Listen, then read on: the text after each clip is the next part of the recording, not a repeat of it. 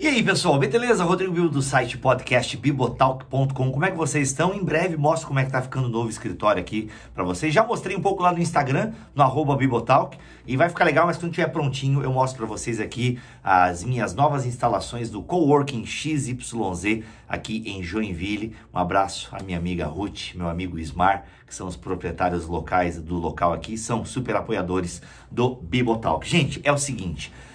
5 e 6 de novembro, hein? Semana que vem, a terceira confraria Bibotalk. Você tá ligado? Você já se inscreveu para a terceira confraria Bibotalk?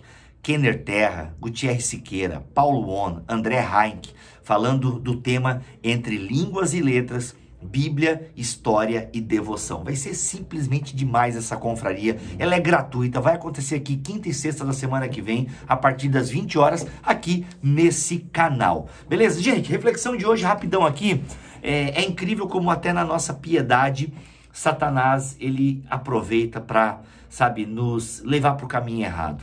E eu aprofundei bastante essa ideia conversando com os meus amigos Na Mesa com os Pastores. Você sabia que eu tenho um outro podcast? Que eu participo de um outro podcast, que é o Na Mesa com os Pastores, lá da Onda Dura. Ele está em forma de podcast e tem toda quinta-feira, a partir do 12h30, a gente está ao vivo lá no canal da Onda. Eu vou colocar o link aqui também na descrição do vídeo. E lá o Geiseriel citou uma frase deste livro aqui, Cartas de um Diabo a Seu Aprendiz. Você que não sabe, nesse livro aqui, C.S. Lewis simula uma correspondência entre dois demônios, um mais experiente, que é o mal danado, e o menos experiente, que é o verme lindo, ok? Então o mal danado está passando orientações de como o verme lindo deve pegar o paciente no caso são os homens, os seres humanos, e é muito legal, e nessa carta aqui, nessas cartas, o inimigo é o próprio Deus, e é incrível como em determinado momento, o verme lindo, ele não está tendo muito sucesso nas tentações com o paciente dele, no que o mal danado fala o seguinte: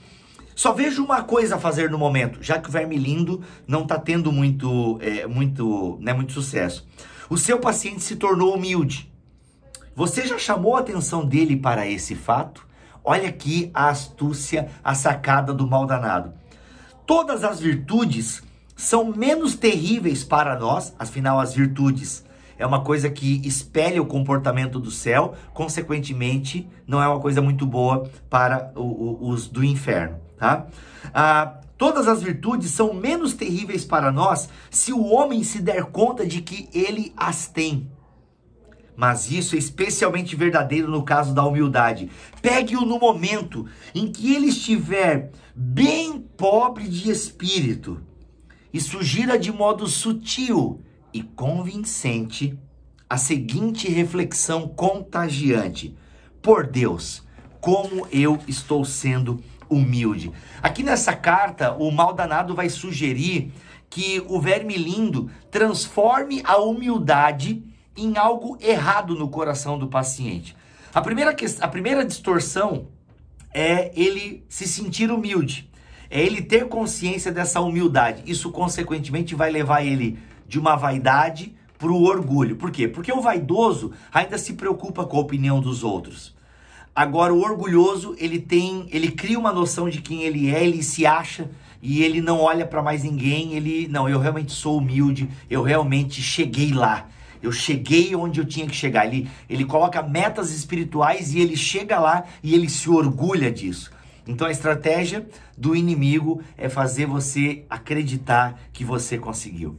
É fazer você se orgulhar da sua humildade. É fazer você... E, gente, deixa eu dizer um negócio pra vocês.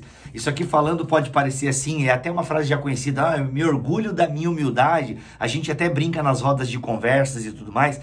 Mas eu posso testemunhar para vocês que esse é um pecado que eu já caí.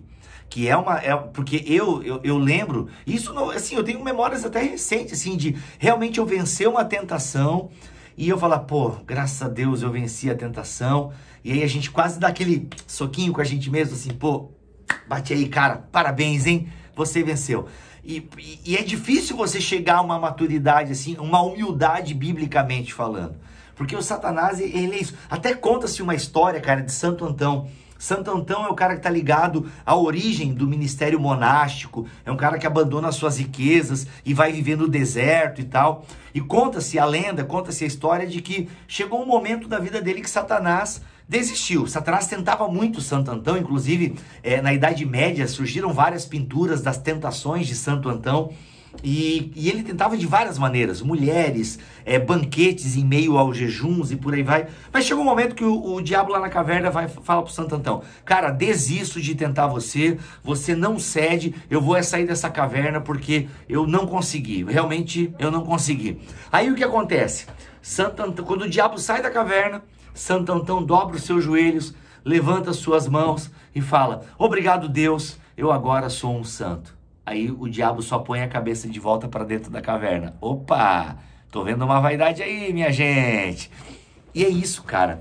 Até a gente é tão dependente da graça e da misericórdia que até na luta contra o pecado a gente peca.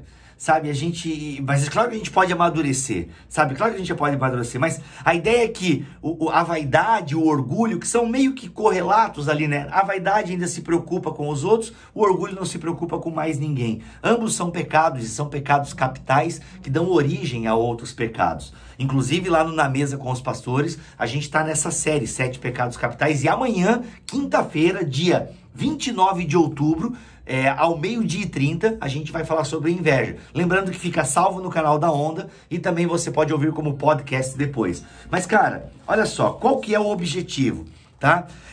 Você deve, portanto, ocultar do paciente o verdadeiro fim da humildade. Qual que é o fim? Como é que a gente vence o orgulho? Como é que a gente vence a vaidade? Com a humildade. A resposta cristã para o orgulho e para a vaidade é a humildade. Agora, como é que é a humildade? A humildade é o quê? Deixe-o pensar nela não como esquecimento de si. Isso é a humildade.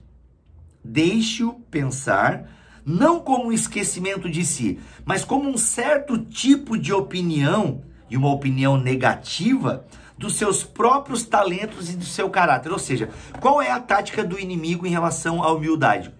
Primeiro, fazer você sentir orgulho dessa humildade. Se isso não funcionar, ele vai fazer com que você pense que humildade é você não reconhecer os seus talentos, é você não reconhecer a sua beleza, a sua inteligência, é você, não, eu não sou nada disso. Não, e humildade não é isso. Humildade não é se depreciar. Humildade não é autocomiseração. Não, humildade é você pensar nos outros, é pensar em Deus sem se desvalorizar, tá? E porque a supervalorização é o orgulho, é a vaidade. Mas também a desvalorização é uma falsa humildade. E no fundo pode ser também um orgulho, tá? Aí o que o Lewis, né, entende como humildade? Olha, e com isso eu termino o vídeo, gente. O inimigo, no caso aqui, é Deus, tá? O inimigo, presta atenção nisso aqui.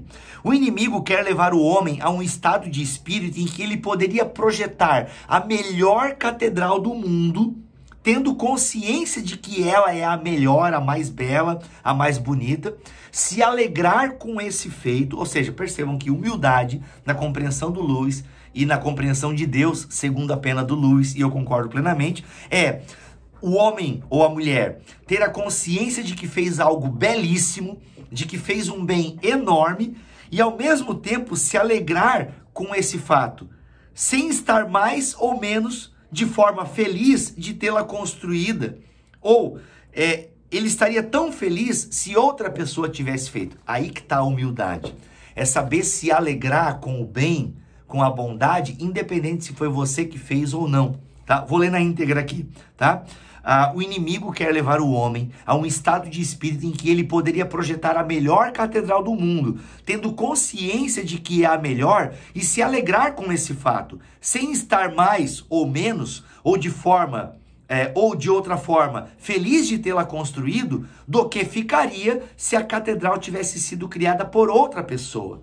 O inimigo quer que o homem, no final, seja tão livre de tensiosidades em proveito próprio, que ele possa regozijar-se com os seus próprios talentos de forma tão franca e grata quanto com os talentos de seu semelhante. Então a humildade não é se fazer pobre, não é se depreciar, não. Humildade é exercer os talentos que Deus deu, sem se achar por isso, reconhecendo como dádiva, e se alegrar porque outras pessoas com super criatividade, inteligência e beleza também estão fazendo para a glória de Deus. Então fique atento Fundamento ao Diabo. Se você quiser aprender um pouquinho mais sobre o orgulho, ouça Na Mesa, que já está disponível aí nas plataformas digitais e também está lá no canal da Onda, o link está aqui. E amanhã é sobre inveja, dia 29 de outubro. Se você está vendo esse vídeo depois, tá salvo lá no canal da Onda. Deus abençoe, até o próximo vídeo aqui no canal, se Ele quiser assim permitir. Valeu, galera!